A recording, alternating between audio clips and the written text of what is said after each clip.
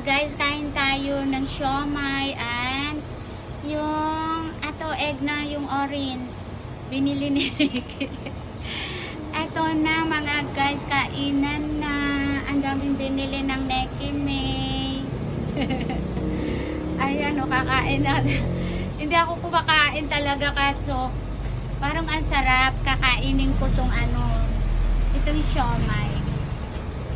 Tsaka, dalawa, tag-isa pala kami, oh. Ala, sarap guys. Kain na tayo guys. Simple mga foods. Ayan. Pero masasarap. Ayan po, oh. Ay, anong mga yung lunch nyo, mga followers ko, viewers ko.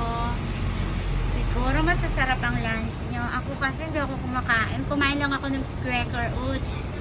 Yun lang. At saka half ng apple. At saka yung lemon.